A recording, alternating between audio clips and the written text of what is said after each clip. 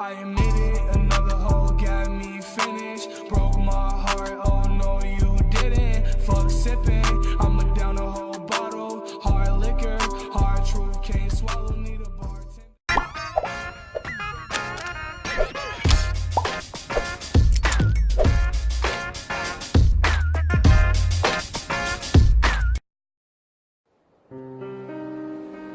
Dear Esther, I have now driven the stretch of the M5 between Exeter and Bristol over 21 times. But although I have all the reports and all the witnesses, and have cross-referenced them within a millimetre using my Ordnance Survey maps, I simply cannot find the location. You'd think there would be marks to serve as some evidence. It's somewhere between the turn-off for Sanford and the welcome brake services, but although I can always see it in my rear-view mirror, I have as yet been unable to pull ashore.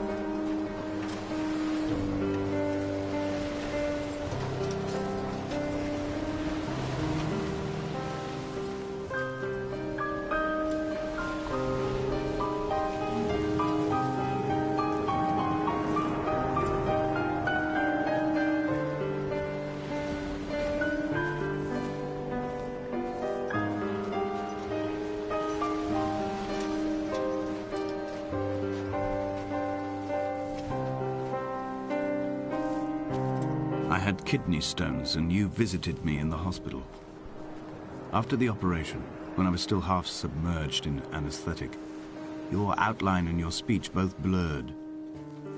Now my stones have grown into an island and made their escape, and you have been rendered opaque by the car of a drunk.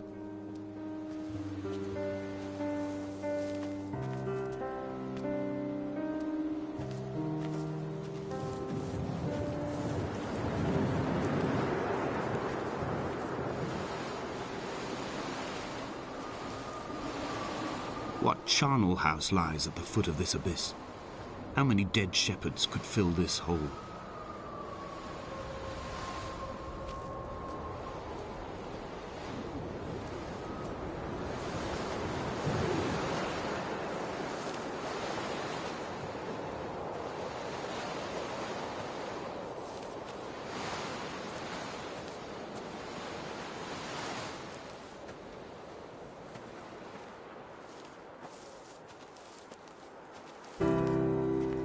I've begun my ascent on the windless slope of the western side.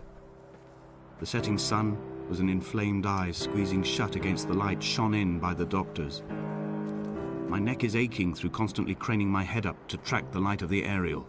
I must look downwards, follow the path under the island to a new beginning.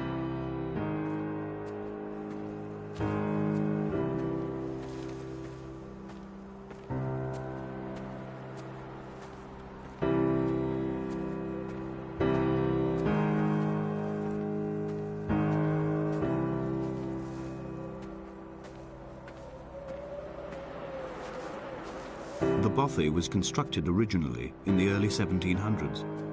By then, shepherding had formalized into a career. The first habitual shepherd was a man called Jakobsen, from a lineage of migratory Scandinavians. He was not considered a man of breeding by the mainlanders. He came here every summer whilst building the bothy, hoping eventually that becoming a man of property would secure him a wife and a lineage.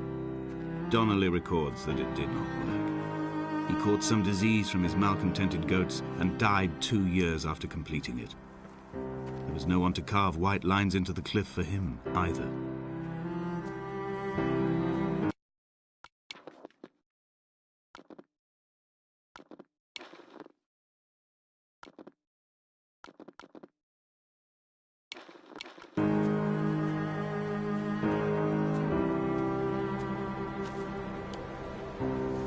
Inventory.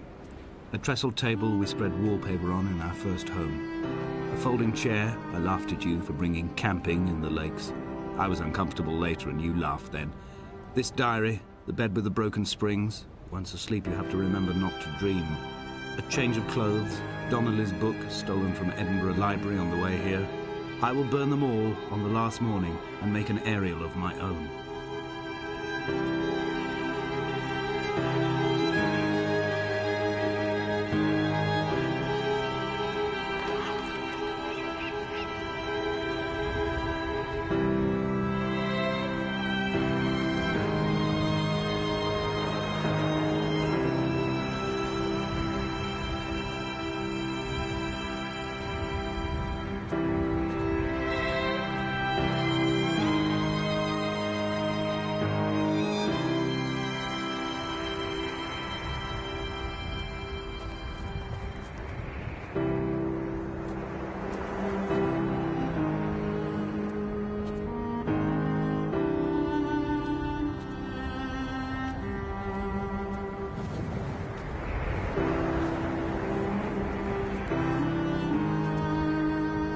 In a footnote, the editor comments that at this point, Donnelly was going insane as syphilis tore through his system like a drunk driver.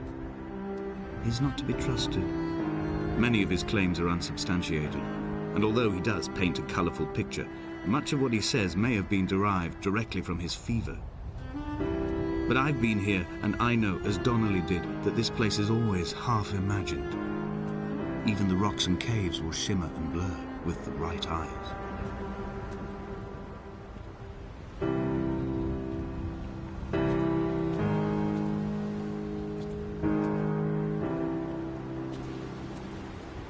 They found Jakobsen in early spring.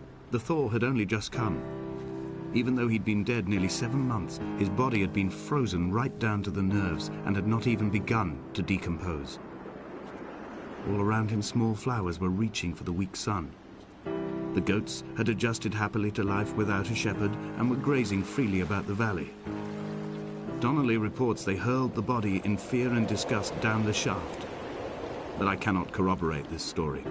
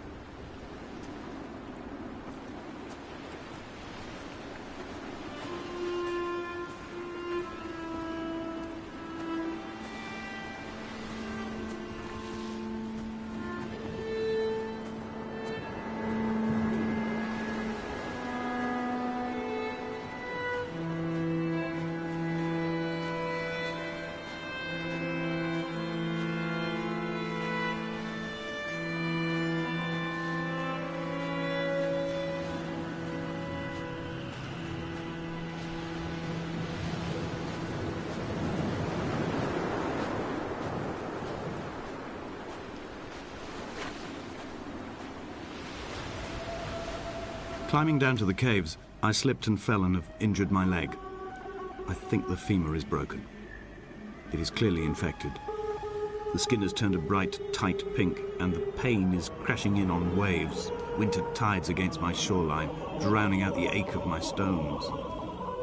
I struggled back to the bothy to rest, but it has become clear that there is only one way this is likely to end. The medical supplies I looted from the trawler have suddenly found their purpose. They will keep me lucid for my final ascent.